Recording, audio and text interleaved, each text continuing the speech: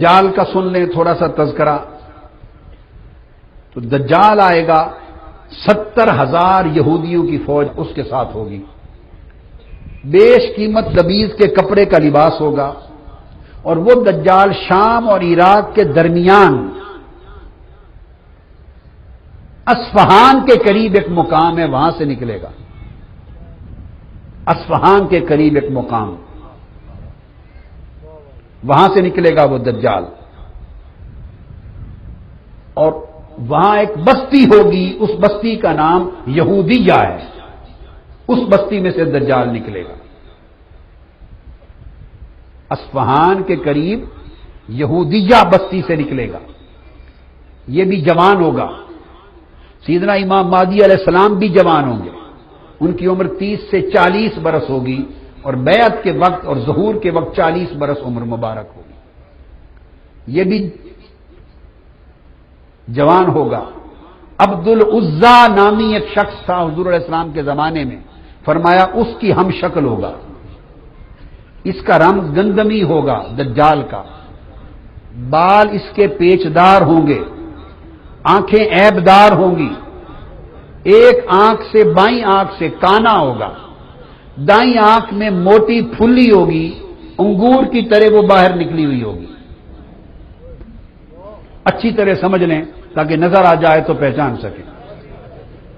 اس کے ماتھے پر کافر لکھا ہوا ہوگا، کاف فے رے تینوں حرف الگ الگ ہوں گے ماتھے پر. پڑھا لکھا ان پڑھ ہر کوئی پڑھ لے گا، کافر.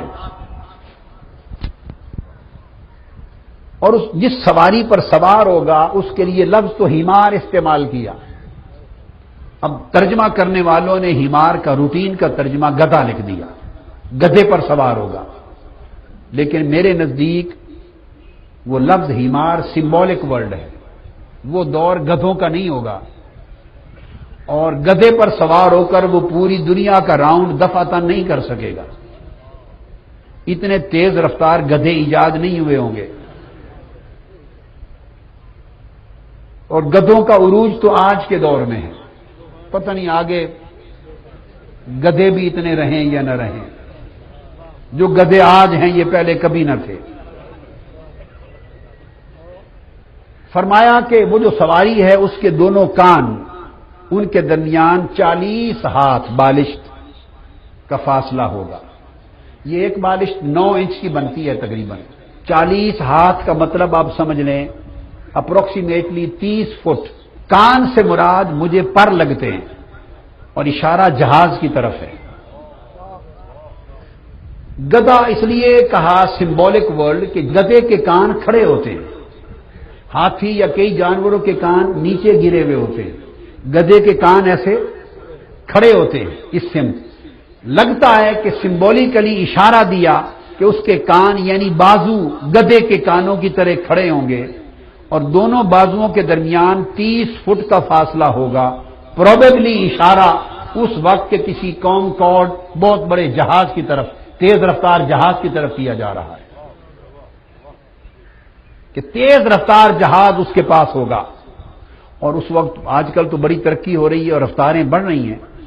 سیارہ نما جہاز ہوگا جو تھوڑے وقت میں پوری دنیا کا راؤنڈ کروا دے گا. اس کو تیزی سے پوری دنیا میں جائے گا، اس کی لپیٹ میں ہوگی، ہر طرف فساد پھیلائے گا سوائے مکہ معظمہ اور مدینہ طیبہ کے، اور بیت المقدس کی حد کے باہر رہے گا. اس وقت مدینہ طیبہ کے اور مکہ معظمہ کے باہر 7 دروازے ہوں گے. فصیل ہوگی، ابھی تو فصیلوں کا دور نہیں آیا، بڑا وقت پڑا ہے.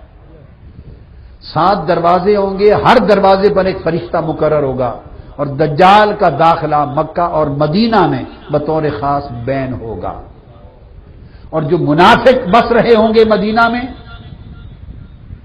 وہ سارے اس زمانے میں مدینہ سے نکال دیے جائیں گے. کل منافق جو مدینہ اور مکہ میں رہ رہے ہوں گے، مکینان حجاز کے اور مدینہ کے، وہ سارے دجال کی دعوت پہ لبیک کہہ کے اس کی فوج میں شامل ہو جائیں گے. منافق نکل جائیں گے اور اہل ایمان بچ جائیں گے. وہ امام مہدی علیہ السلام کے ساتھ ہوں گے، کثرت کے ساتھ 70,000 یہودی اس کے ساتھ ہوں گے، عورتیں بہت زیادہ اس کی پیروکار بن جائیں گی. اس لیے بہتر ہے اگر دجال کی صحبت سے بچنا ہے تو فیشن ترک کر دے، دجالی فیشن ترک کر دے. میں اپنی بہنوں اور بیٹیوں سے کہہ رہا ہوں، شاید اس جرت سے آپ کے شوہروں کے پاس طاقت نہیں کہ یہ جملے آپ سے بول سکیں. وہ ایک لفظ دجالی بول دیں تو گھر خالی کرنا پڑ جائے گا ان کو. مگر میرا حق ہے، میرا منصب ہے، آپ کی مجھ سے ایک نسبت ہے روحانی، اور میں اپنا فریضہ روحانی ادا کرنے کا پابند ہوں. وہ تمام راستے جو دجالی فتنوں کا حصہ ہیں ان کو ٹھوکر مار دیں تاکہ آنے والے وقت میں آپ اور آپ کی نسلوں کا شمار حضور علیہ السلام سے لے کر امام مہدی علیہ السلام تک کے راستے میں ہو. وہ پہلے نبوت کا دعویٰ کرے گا، پھر خدائی کا دعویٰ کرے گا. تیسری ہستی عیسیٰ علیہ السلام ہے.